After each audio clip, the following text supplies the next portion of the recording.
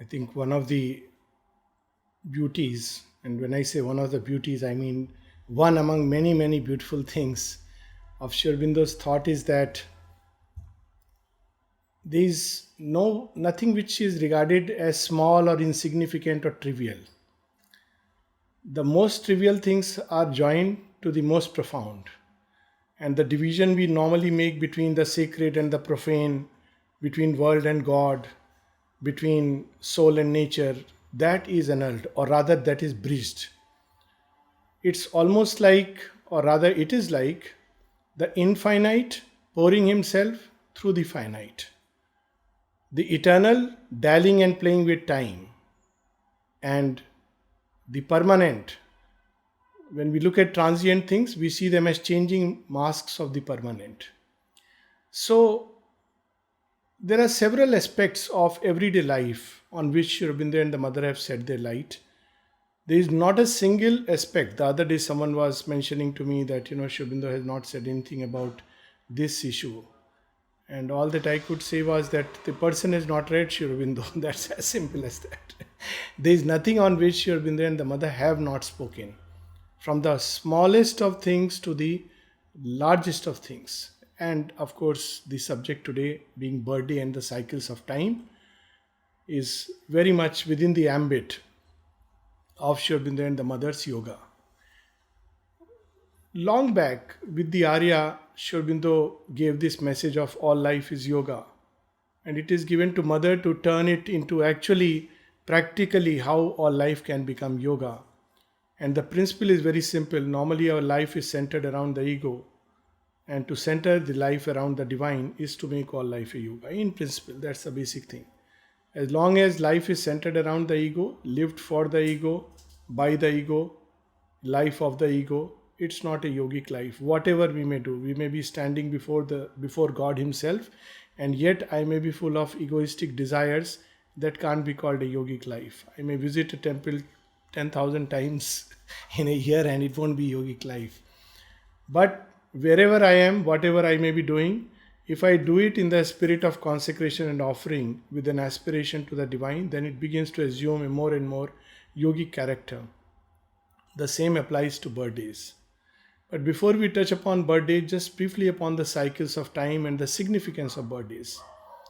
So we know that time and space are born with the first stir of creation, and it's a stir which is in the form of a vibration. We know that it spreads all around from that one single point, if we have to speak the language of the physicist.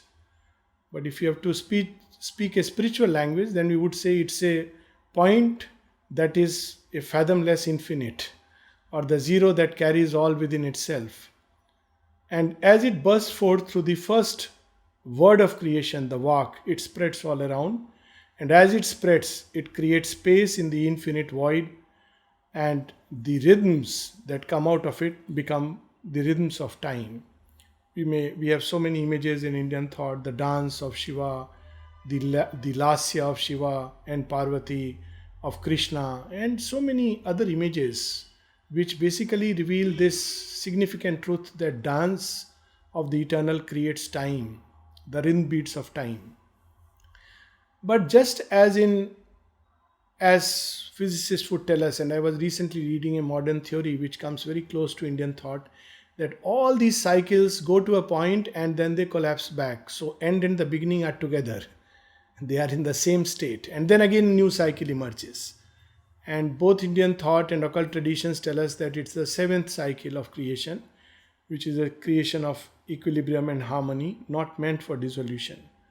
Whatever it be, as these vibrations spread further and further, there are other interactions which take place. They become more and more chaotic, more and more faint, and eventually a state comes when the whole thing begins to turn back upon itself.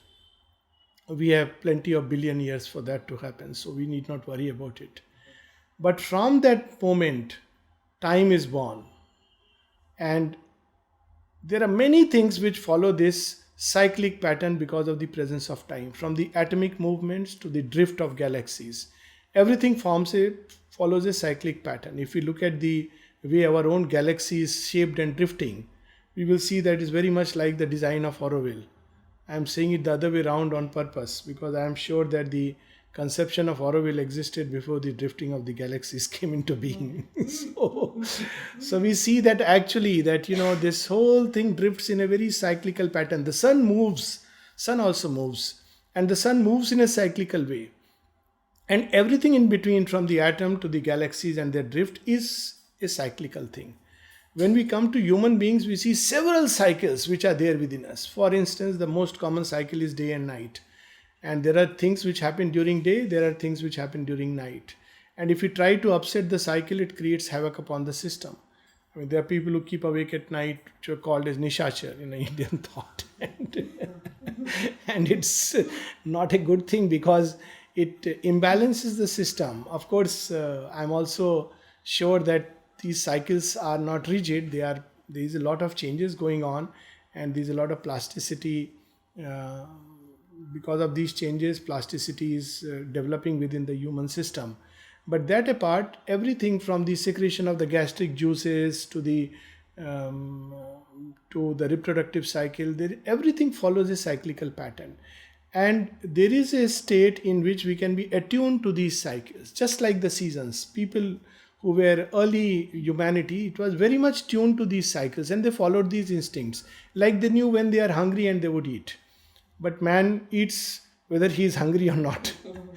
For us, because we are mentalized beings, so it's become either a vital distortion that I just want to eat to enjoy, or it has become a purely mental thing that I must eat at this time, whether I am hungry or not. So we have lost that. In early children, we see little babies, they know very much when they are hungry, they will cry and they will eat it, and they very well it works well with the system. So similarly, the early humanity attunes itself to these cycles. And it's very good to attune yourself to the cycle because then you are in the rhythm of nature. You are not falling out of time. And it's very good for the balance and harmony of our system as such. There are also psychological cycles. People know that, there are moments when we are very creative. There are moments when we are very happy. There are moments when we are very depressed. And these moments are not about morning and evening. They can be spread over days, or they can be spread over months or weeks. Many people are very creative, for instance, during winter season, and during summer they just can't write a single poetry or prose writings. So there are cycles even with regard to our psychological movements. There are moments when we are very, very psychically open, when everything is very beautiful, when everything speaks of the inherent divinity, and there are moments when everything is veiled, clouded, everything gets confused.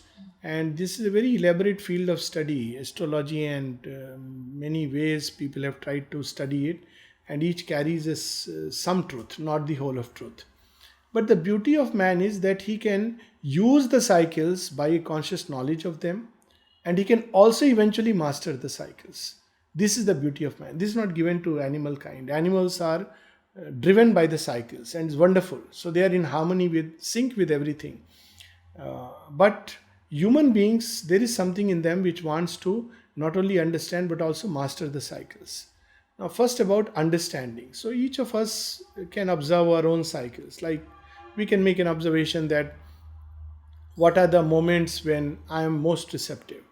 Now we can tune it to cycles in nature. Like for instance, when people sit for meditation, so one of the best time is very early morning or late evening. And we had a very interesting way to say this. When I was a child, I heard from my parent that in the evening, when it is around 6, Godhuli Vela, we should not do anything which is wrong. Of course, we should not do anything which is wrong any time.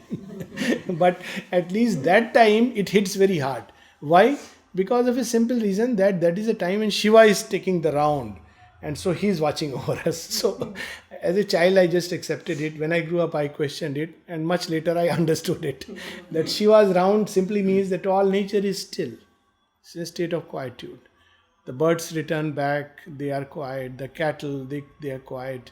And all nature is quiet. So around 6 o'clock, if we are 6 o'clock, I mean, when basically the evening is melting into the night, or the night is showing us the first daybreak, signs of the daybreak. This is a time when all nature is still and quiet. It's as if watching witnessing a grand phenomena, though it's seeing it every day. And at that point of time, if we just tune ourselves, it facilitates. It's very good to meditate at that point of time. It may be difficult because of various routines we have, but if one can tune it, it's very nice. So it's one example of tuning ourselves to the rhythms of time. Similarly, sleep. It's well known, for instance, that if we sleep by 10:30, 11 o'clock latest, and wake up by 5, 5:30, it's very good for the body point of view, because all the hormones follow this pattern.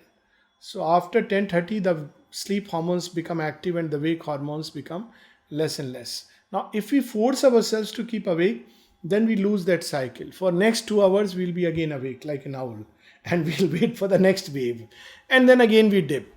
Similarly, if we wake up around 5:36, all the waking up hormones are active in the system, and so things go smooth. So this is about how we can utilize some of the rhythms of time which we have become aware. But there are other rhythms of which we are not aware. And one such thing, which of course there are many, many aspects of it, but one such thing is the birthday. Now, Sri Aurobindo and the mother have given a very interesting place to birthdays.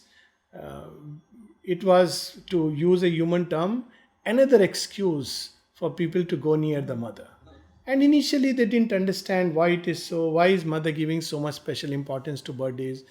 Particularly before 1938, people could go and not only sit near the mother, they could request her to, do something for them. And the mother would do it. And it could be things like, please play the piano. Can we imagine that, someone could ask the mother, please play the piano for me. And the mother would play the piano. It's so wonderful. And somebody could ask for a message. Someone could write a letter.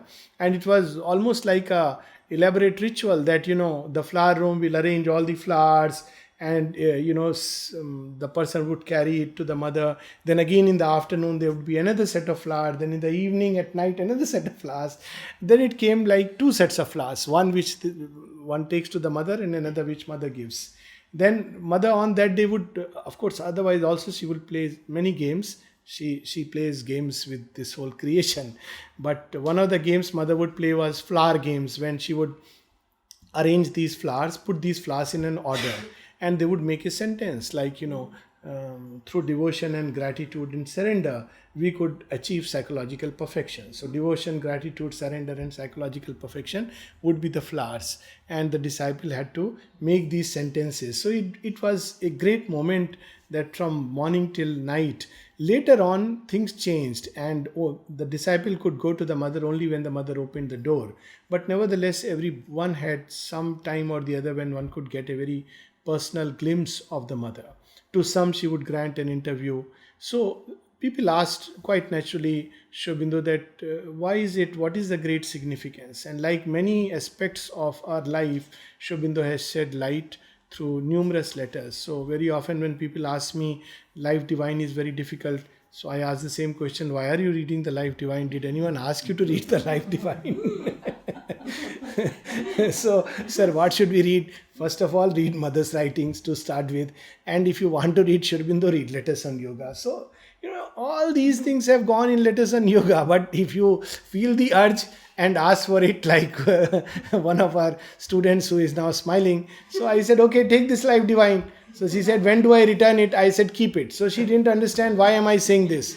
Because I knew it will take a lifetime to read it. So if I ask her to return it, I'll be doing an injustice. So I said, okay, you keep it and just carry with you. The reason was that Life Divine is a lifetime of study. But life human. So well said. So we can pick up these letters, and some of these letters with regard to birthday.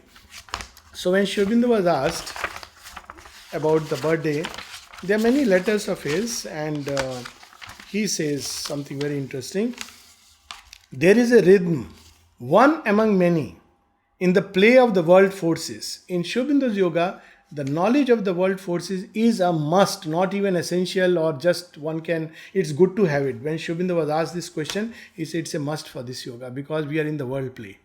We don't shun world and become ascetics of the old order and run away from the world, or just cut the snare of time ruthlessly and enter into the infinite. No, we don't do that. We want to make the infinite pour into the finite and the two mate together. So we have to understand what the technology of the world is. That's why we see in Sri Aurobindo's Savitri, the longest book is book 2, the book of the traveler of the worlds, because we need to understand what the world is like. Otherwise we can't deal with it. How it is made, what can become of it, what are the forces that have gone into its making, how they interact with each other.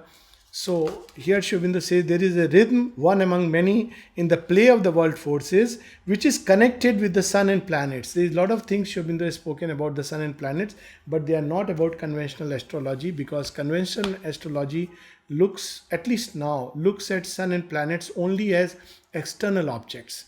But in its origin, it meant it's about the subtle forces, of which the sun and the planets are merely physical symbols. So, but actually, it is the movement of the subtle forces, which physically we can see. Just like, when we talk about the hand, etc., they are nothing but notations.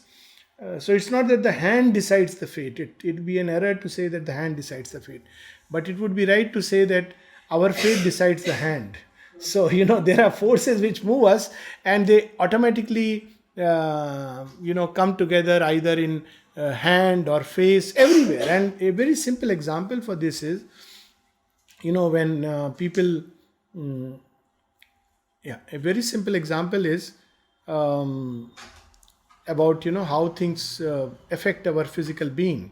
So mother speaks of it, that I saw a person who came to me, and suddenly when the person spoke something like a lie, falsehood, she said, I saw the whole face twisting. Now, if we observe very closely, we'll see when people tell a lie or when they are angry.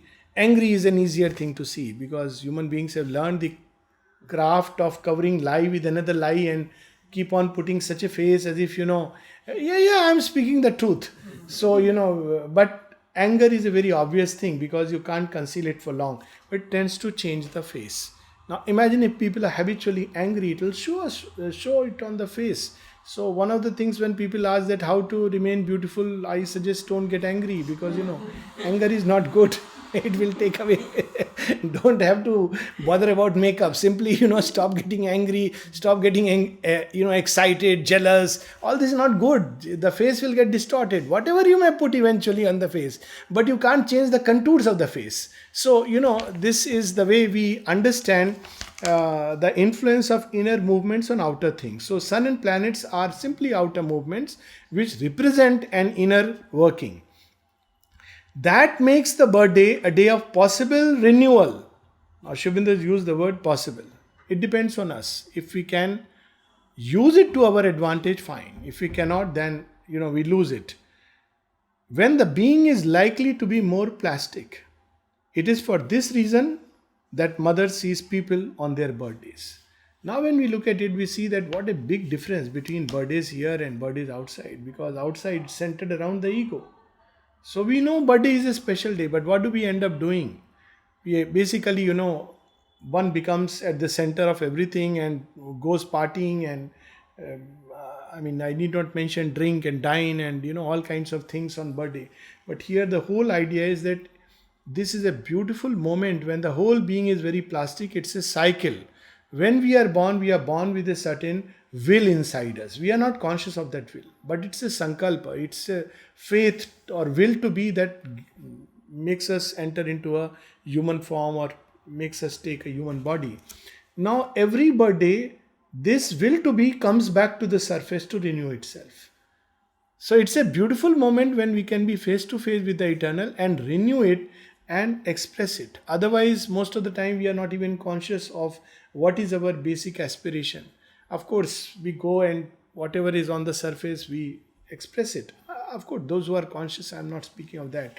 But what happens mostly? But that is a day when very spontaneously the will to be comes to the surface. And it's so easy to become aware of one's aspiration. And therefore, the whole being is receptive. That is the day of our day with the Lord.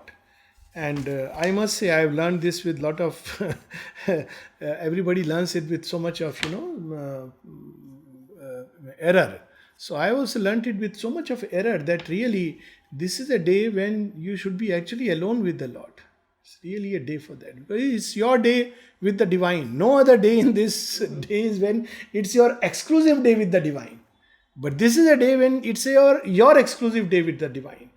And it's a wonderful opportunity to, of course, it doesn't mean that one says, I'm not going to see anyone or meet anyone, but at least we can basically celebrate it in that spirit, that this is a day when I have maximum opportunity to be in tune with the Lord, because He is speaking to me, He has come and He is close to me.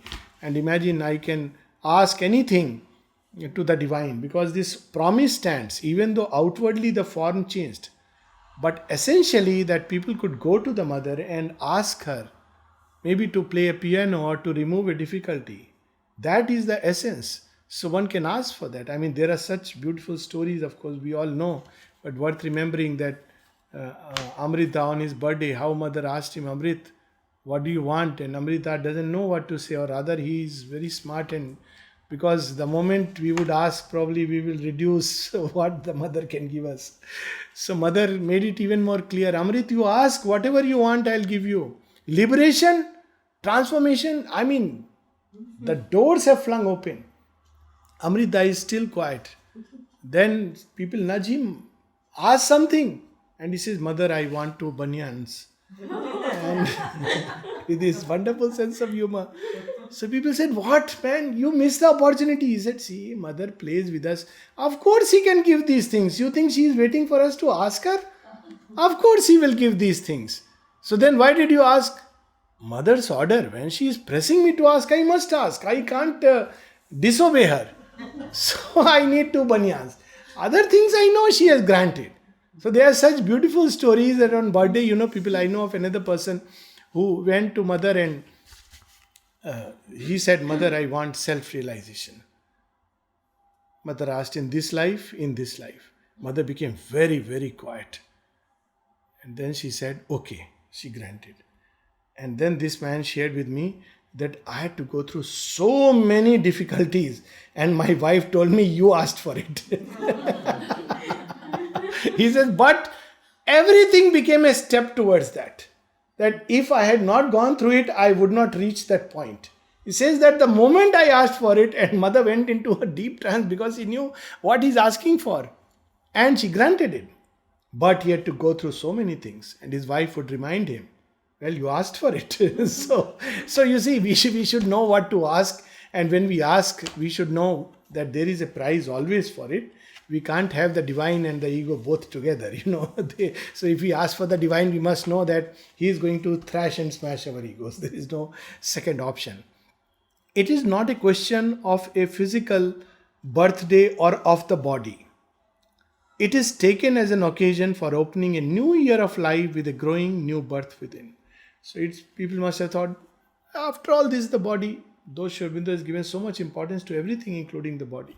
What is there about the body which we are supposed to, get? Body is just a cloak of ignorance. So someone has probably asked Sri Aurobindo that why should we celebrate the birth of a body?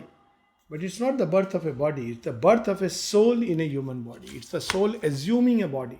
And that is what Sri Aurobindo is saying, of a new birth within. That is the meaning in which the mother takes the birthday. And then, of course, on birthdays, this is the mother. On birthdays, the anniversaries of one's physical birth, one can have the new consciousness one desires and can start on a higher course to a yet higher plane of consciousness. So it's a wonderful opportunity to really start a new journey, to open a new door, to take to a new consciousness, to go to a new higher plane. And of course, we can also take it that it's not that we have to wait for the birthday. It's like when Darshan days, mother said they are special days because they are days of special descent. But then she said later on that nowadays these descents take place more often and very unexpectedly. So the Darshan days, I suppose there are many more Darshan days taking place, days of descent, and we have to remain tuned to it. So that also the mother said that it's not necessarily on Darshan days. In fact, she has said that on Darshan days very often dark forces come. And when the disciple said, but I feel joy, mother, she said, yes, could be a vital joy. These are her words in 1958. She said, because now you have to be more and more attuned inwardly to the great descent which is taking place. So similarly, that there are many levels of birth within us. Just not just the physical birth, but the vital birth, the psychological birth, the mental birth, and of course the spiritual birth. So in the ashram, there is another very interesting tradition, and someone was sharing just very recently that the person came and didn't know what the birthday is, because this also happens that we don't know our birthdays those days. And so the mother, the day one saw the mother, that became the birthday. And the mother herself has said like this, take it as your birth date. Because I don't know, mother, when is my birthday, take it as your birthday. So some people, mother, even whatever name she wrote became their name. So even if the name was something else, if mother wrote it in a different way, so that became the name. So it's like there is a spiritual birth. So we can look at it both ways. So there are a lot of people who celebrate two birthdays in the ashram context. One is when they are born, first born, that is assuming a physical body, and it's a special day because that's a anniversary which repeats itself. And the second is when they either first came to the ashram, today's context, or when they first had the darshan of Sri Aurobindo or met the mother, they take it as that's the second birth, what is called as Dvij, the twice born in Indian tradition. So people have the great privilege in ashram of celebrating two birthdays. But unfortunate me, I had this both things happening on the same day. So I can't celebrate two birthdays. I wish I could. But one way it is better that, it's less confusing. So you don't have to bother about it. So she says that every time one attains to a new field of consciousness, one has a new birth. Thus, one may have hundreds of new births. But for that, we have to be very, very conscious. So birth is not just birth in a physical body, but birth into a new consciousness. And of course, it could be birth into a new body of a subtler kind. If we become aware of our, let's say, our own higher mental koshas. So we become fully conscious and operative there. Then that's another kind of birth of our spiritual being, of a psychic being. So they become moments which are etched out in the memory of time. And I know of people who became aware of their inmost soul and they just couldn't forget that day. And that day would repeat itself. And this is in a context outside the ashram, but connected with Mother and Sri Aurobindo. And that was a day which clearly they marked, okay, this day I had this momentous experience. And then just around that time, they would start feeling just like they would feel for the birthday. And on that day, something or the other would happen in a subtle way. And that also becomes a kind of birthday. So, nevertheless, birthday is such a beautiful thing. New creation is like a new birth, not of an individual, but of the whole earth. That is what Sri Aurobindo is trying for. So, of course, now it is accomplished, the new creation from 29th February 1956. So, that again becomes our birth. Then there is the birth of the creation. Then sometimes we can have more than one birthdays, like mother's birthday is our birthday also, because without her we would not be. So, at one point of time, mother on one of her birthdays, I think it was the 80th birthday, she wished Bon Année to everyone.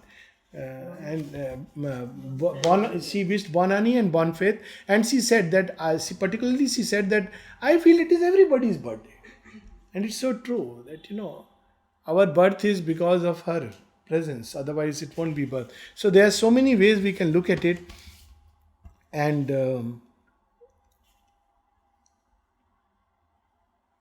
then there are few very interesting incidents which I may read.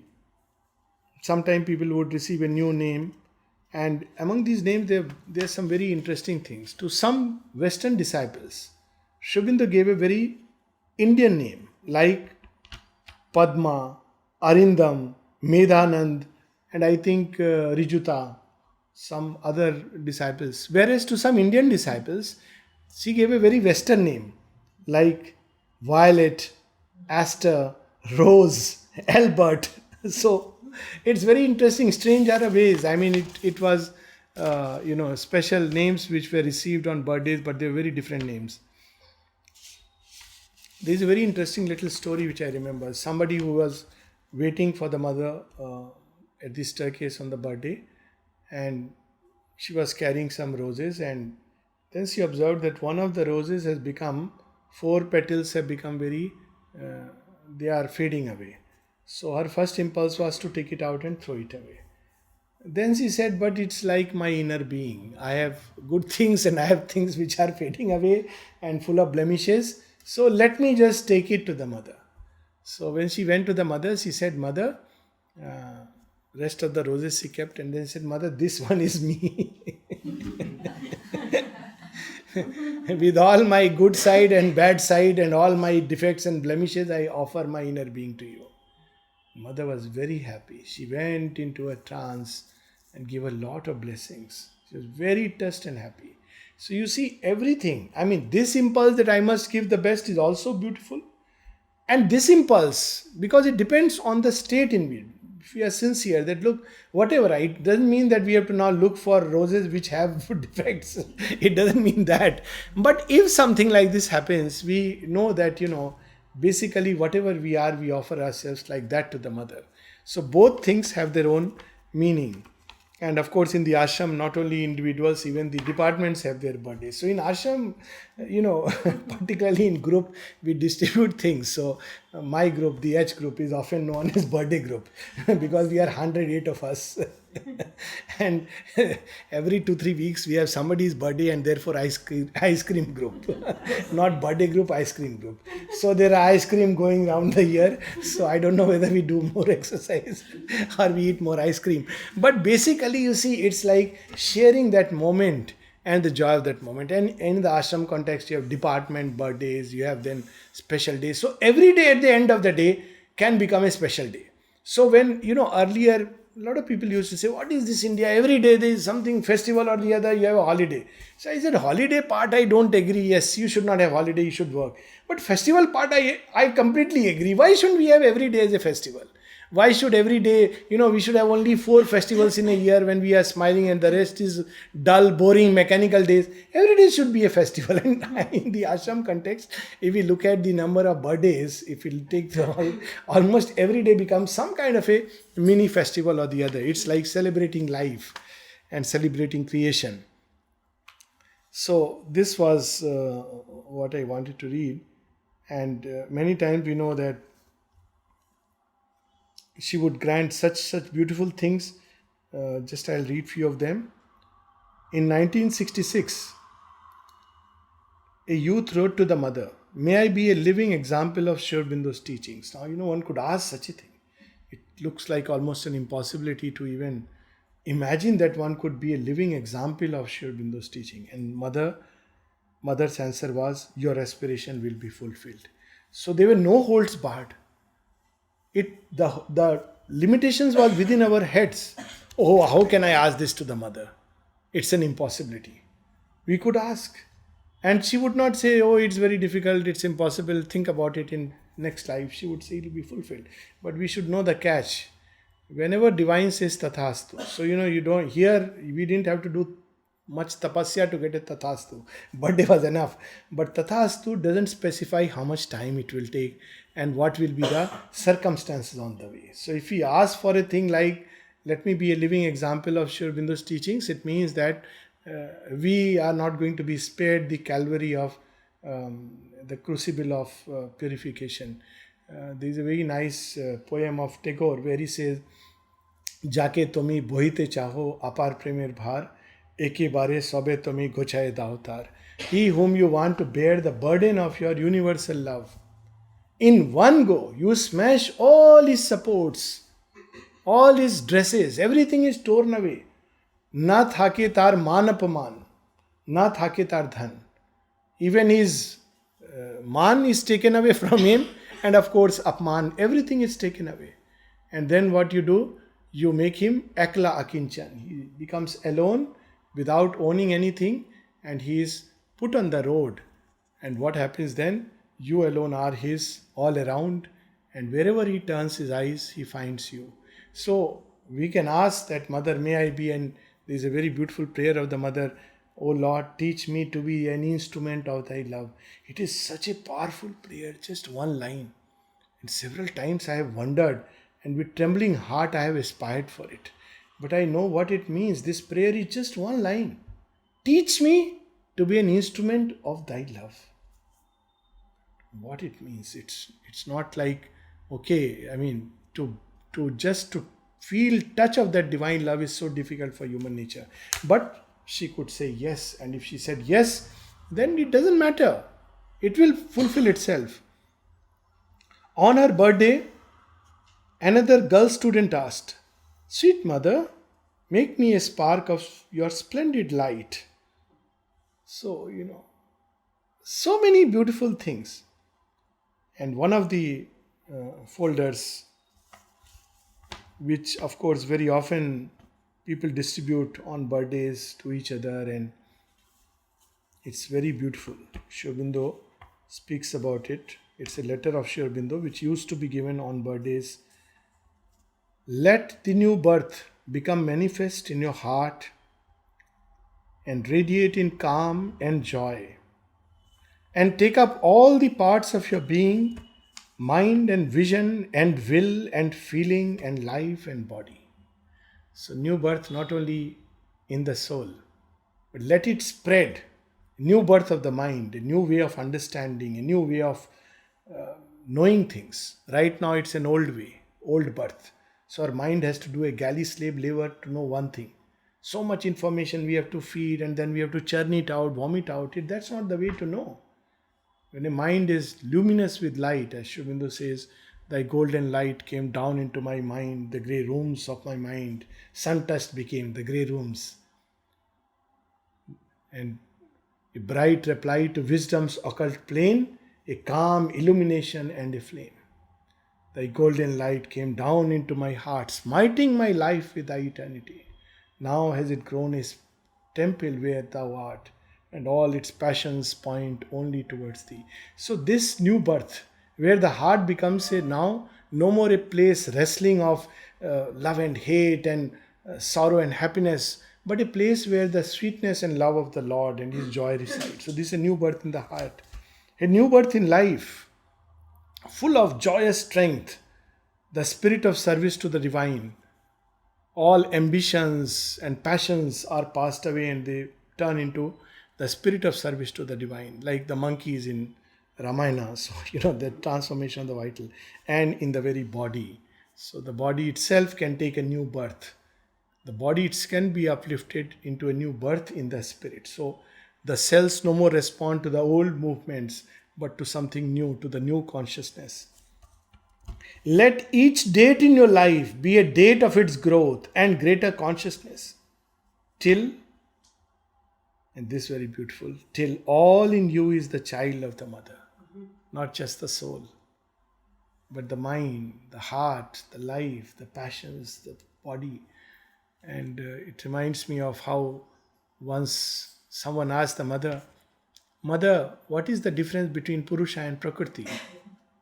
So mother said, "I don't know, you better ask Nalini." Now we know Nalini is Manas Putra of Sri Aurobindo, and who can match his understanding and tremendous, intellectually a giant among many other things. Of course, a great yogi. So we should not call a great yogi just an intellectual. But even in the intellectual realm, the one who could best understand and write on Sri Aurobindo.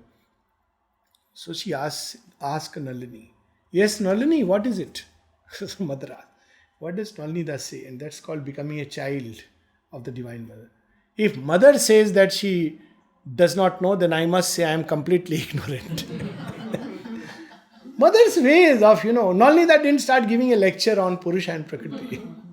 If mother says, and then mother says, "Well, they are not two, they are two poises of one."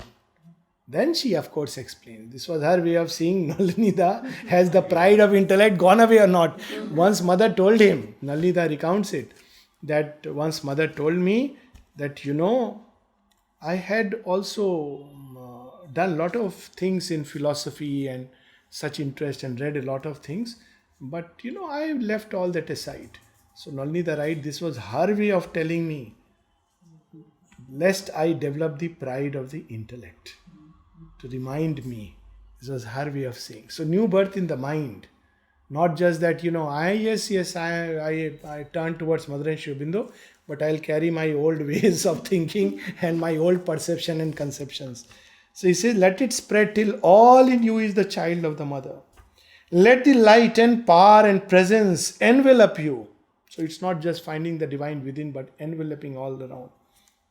It's a wonderful meditation to feel the divine is enveloping us. And protect and cherish and foster. Divine cherishes us. That's what we were reading in Savitri, that it's not just Satyavan keen to meet Savitri, the soul in man, but Savitri, the divine mother, keen to meet Satyavan, cherishing and protects and foster till all your inner and outer existence is one movement and an expression of its peace and strength and ananda. This is the goal of yoga. People, when they talk about self-realization, I find it's putting it down 100 notches below. And sometimes people say, oh, yes, goal of all yoga. There also, it must be self-realization. I said, please. We start with self-realization because we discover we are nobody and nothing. So that is the beginning of the self-realization. Then all other comes in. What is more than that? Said, we can't say. You have to discover it yourself. Figure it out. To use a American way, go figure it out. So is one movement. Imagine, inner and outer existence is one movement. All division ceases because God fills it up. And an expression of its peace and strength in Ananda. On June 19th, 1967, the mother wrote to one of us, with my love for this year to be a peaceful and happy one, and my blessings for the blossoming of a luminous consciousness. Sometimes just one thing, one more step towards the future. May your life become useful. Each of them is so pregnant with so much of beauty. Just to think about it, like when I had read this message in mother's own handwriting, may your life become useful. I said, I've never thought like this, that, I thought just to take care of myself is being useful. But may your life be useful. Useful to whom? To my ego self, to my family members. Useful to the divine, what it means that my life should be useful for the divine. We'll close with just one small little poem because it's a very, very blessed poem. And the blessed person to whom Sri Aurobindo wrote this poem to R on her birthday. And this between 1909 to 1910, before coming to Pondicherry. And I fancy we are all that blessed R. At least we can become that. The repetition of thy gracious years brings back once more thy natal morn. Upon the crest of youth thy life appears, a wave, a bone. Amid the hundreds thronging ocean's floor, a wave upon the crowded sea, with regular rhythm pushing towards the shore, our life must be. So each year should bring us closer to the divine. Then each day should bring us closer to the divine. And a time should come when not only each minute, each moment, each heartbeat, each breath should bring us closer to the divine. That's what we should aspire for. So with regular rhythm, it should flow toward the shore. That's what our life should be. And for that, whom do we rely upon? My God, so difficult. So Sri Aurobindo gives us the answer there. The power that moves it is the ocean's force. Who moves our life? The divine, ocean's force. Invincible, eternal, free. And by that impulse, it pursues its course inevitably. Whether we like it or not, we know it or not. We too, by the eternal might, are led, just as the waves are pushed by the ocean floor, and the waves don't know because they don't see the depths. But the ocean knows that it's because of me, the silent depths, that there is this propulsion. So we too, by the eternal might, are led to whatsoever goal he wills. So why should we worry about what's my mission? What's your mission? What mission? We are not missionary people. It's the divine whose will we have to do, and whatever that will is. The sword is a joy in being making. The sword is a joy in the battle and the conquest. The sword is a joy when it is broken and kept aside. That equal joy discover. Whatever it be, to whatsoever goal he wills, our helm he grasps, our generous sail outspread, his strong breath fills. So beautiful line. Our helm he grasps. So in old yogas we have to cling to the, people say, maa ka aanchal pakadna, mother's helm we should grasp. Here it's the other way around. Mother is holding us by the collar. So when people ask what is the mode of initiation in ashram? So old time people used to say they catch your choti, shikha, hair. You are caught by the hair by Mahakali's grace. You decide. So beautiful, you're held by the neck. You're held by the divine, by those arms of love. Yes. His strong breath fills. Who fills the sail of our life? His breath. Exulting in the grace and strength of youth. Pursue the ocean's distant bound. Don't be afraid. We are so full of fear for everything. The very great mystic who has said, I think it was Swami Ramtirth, are you afraid? Afraid of what? Of God? That is nonsense, because, that's it. Of elements, dare them. Of others, like that, he continues and says, then he says, say I am God. Of course, this was a Gyan Yoga's way. So we are afraid of what? Swami Vivekananda says, Brahman is fearless. When he was asked in one of his conversations, tell me one attribute of Brahman. He doesn't say it's stainless, it's pure, and he says Brahman is fearless. A man who has realized Brahman, by his very fact of realization, fear passes away. Mother says it in another way. She says, in fact, this also, that one of the attributes, and then she says something very interesting. Of all impurities, fear is the worst. When fear is gone, that means that's the sign. Pursue the ocean's distant bound, trusting the pilot's voice, the master's ruth. Love. What a play of, ruth is word we don't use nowadays for love. We use it only for ruthless, the other way around. But master's ruth that rings us round. So what is there to worry and fear? Rejoice and fear not for the waves that swell. In life doesn't always give beautiful things. It has its own share of Kala Usmi Bhava. But see behind the mask of terror the face of our beloved. That was given to Arjuna. But Duryodhana saw only terror and enemy.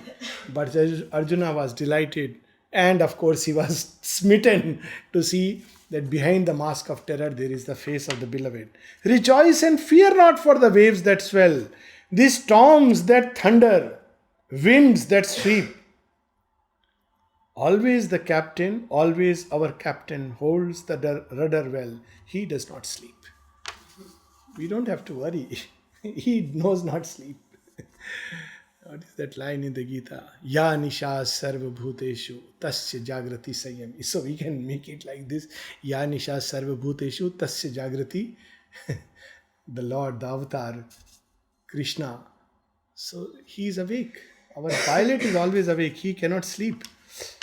What beautiful lines these are. If in the trough of the enormous sea, thou canst not find the sky for spray. But sometimes it may happen that the waves besiege us and we can't see the sky. We can't see the sun. We think it's the last moment. Fear never, for our sun is there with thee by night and day. Sun does not sleep at night. For a moment we are unable to see it. It's still there changing the cycles of the earth. It's still there pulling the earth towards itself. It's just that we don't see it. So there are moments when we don't see, yet we should know that he is there. And then finally, because we may say all that is very fine, it's good, but sometimes people do die, they do have mishaps, they do meet with failure and defeat. What about them? So here is Sri Aurobindo's, even those who sink in the victorious flood. Maybe one day, sometimes it happens that the flood besieges and you sink. Even those who sink in the victorious flood, where do they sink? Into his breast. Where is he not? He who to some gives victory, joy and good, to some gives rest. It's Mother way of saying, come my child. After we have served this great divided world, God's bliss and oneness are our inborn right. So we should not worry about victory or failure. And so beautifully in the Divine Worker, Sri Aurobindo says, victory is thy passage mirrored through fortune's glass. Failure is cradled on thy deathless arms. Both are on thy arms. Failure is cradled on thy deathless arms. Victory is thy passage mirrored through fortune's glass. So he may give victory, he may give defeat, he may give life, he may give death. Either which way, we go to him. When we rest, then also we are resting in his lap. But then obviously it is written to a young person. It's a very vast canvas. And probably she may get disoriented. What is the Lord meaning? Hey, does he mean that maybe I may meet something like this? So look at Sri Aurobindo's very, very compassionate touch. But thou look to the radiant days that wait. So you know how he brings the personal note in the impersonal. This is the beauty of Sri Aurobindo's personality, that it is an impersonal personality. In everything that Sri Aurobindo writes, you can look at it from a universal point of view and you can look at it from a very personal point of view. So here also you see he has given a great universal truth that divine is leading us, he is everywhere, through every which way, in every which way, through every event and circumstance, he is leading us towards himself, and we should aspire for that, to push ourselves towards that. But at the same time, now he is assuring to all of us, why should we who have turned to the divine think otherwise? But thou look to the radiant days that wait, beyond the driving rain and storm. When storm comes, know that there is something beyond the storm. Long back I had seen a very nice card with a very nice inscription of it. Wisdom is the light that comes after the storm. So we may add wisdom and strength are the gifts of the storm. When storm comes, it comes to give us gift. That don't worry, I also have brought a gift. It's badly wrapped. You can't see it. But I leave this gift and go away. But yes, I know my being is very turbulent, like somebody coming and the whole house is topsy-turvy. But at the end, because that too is a concealed mask of God, he leaves a gift, and that gift is very nice. Wisdom and strength. I have seen the vision of a happier fate brightening thy form. So he says, don't worry. The fact that divine has accepted, it means what can be our fate? When people speak about fate, someone whom the divine has accepted, what can be the fate but divinization, whatever time it takes.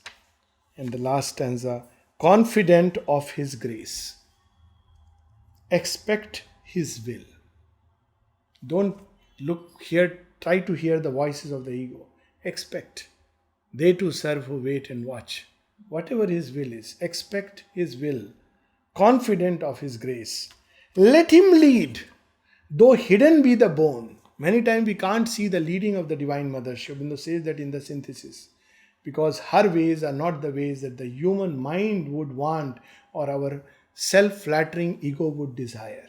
She has her own ways. So, hidden be that bone. See him in all that happens. How beautiful. That fulfill for which thou wert born. We'll close with these 4 lines, which are like a mantra. Confident of his grace, expect his will. Let him lead, though hidden be the bone. See him in all that happens, that fulfill for which thou wert born. Thank you.